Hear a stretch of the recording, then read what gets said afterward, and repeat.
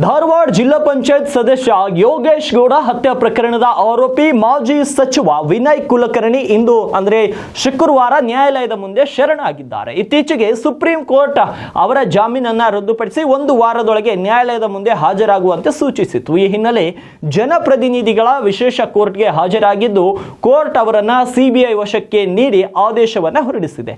2016ರ June 15ರಂದು Dharwad ತಾಲೂಕಿನ ಹೆಬ್ಬಳ್ಳಿ ಕ್ಷೇತ್ರದ ಜಿಲ್ಲಾ ಪಂಚಾಯಿತಿ ಸದಸ್ಯನಾಗಿದ್ದ ಯೋಗೇಶ್ ಗೌಡನನ್ನ ಅವರದೇ ಮಾಲೀಕತ್ವದ ಜಿಮ್ನಲ್ಲಿ ಭೀಕರವಾಗಿ ಹತ್ಯೆಗೈಯಲಾಗಿತ್ತು. ಇದರಲ್ಲಿ ಮಾಜಿ ಸಚಿವ ಹಾಗೂ ಹಾಲಿ ಕಾಂಗ್ರೆಸ್ ಶಾಸಕ ವಿನಯ್ ಕುಲಕರ್ಣಿ ಕೈವಾಡ ಇದೆ ಅಂತ ಆರೋಪಿಸಿ ಅವರನ್ನ 2020 ನವೆಂಬರ್ 5ರಂದು ಸಿಬಿಐಗೆ ಬಂಧಿಸಿತ್ತು. ಪ್ರಕರಣಕ್ಕೆ ಸಂಬಂಧಿಸಿದಂತೆ ಇತ್ತೀಚೆಗೆ ಸುಪ್ರೀಂ ಕೋರ್ಟ್ ವಿನಯ್ ಕುಲಕರ್ಣಿ ಜಾಮೀನು ರದ್ದುಗೊಳಿಸಿ ಆದೇಶಿಸಿತ್ತು. ಜಾಮೀನು ರದ್ದಾಗಿರುವ ಹಿನ್ನೆಲೆ ನ್ಯಾಯಾಲಯದ ಆದೇಶವನ್ನ ಪಾಲಿಸುತ್ತಿದ್ದು ನಾವಿನ್ನು ಅಸಹಾಯಕ, ಮುಂದಿನ ಕಾನೂನು ಹೋರಾಟವನ್ನ ನಮ್ಮ ನ್ಯಾಯವಾದಿಗಳು ನೋಡಿಕೊಳ್ಳಲಿದ್ದಾರೆ ಎಂದಿದ್ರು. ಈ ವೇಳೆ ಪಕ್ಕದಲ್ಲಿಯೇ ಇದ್ದ ಅವರ ಪತ್ನಿ ಶಿವಲೀಲಾ ಕುಲಕರ್ಣಿ ಕೂಡ ಭಾವುಕರಾಗಿದ್ರು. ತಮ್ಮ ವಿರುದ್ಧ ನಿರಂತರವಾಗಿ ವ್ಯವಸ್ಥಿತ ಷಡ್ಯಂತ್ರವನ್ನ ನಡೆಸಲಾಗುತ್ತಿದೆ, ಅದಕ್ಕಾಗಿ ಕೆಲವರು ನಿಂತು ಬಿಟ್ಟಿದ್ದಾರೆ, ಆದರೆ ತಮಗೆ ಇದು ಯಾವುದು ಹೊಸದಲ್ಲ ಎಂಬ ರೀತಿ ಮಾತನಾಡಿದ ಅವರು ಎಲ್ಲದಕ್ಕೂ ದೇವರು ಇದ್ದಾನೆ ಅಂತ ಹೇಳಿದ್ದಾರೆ.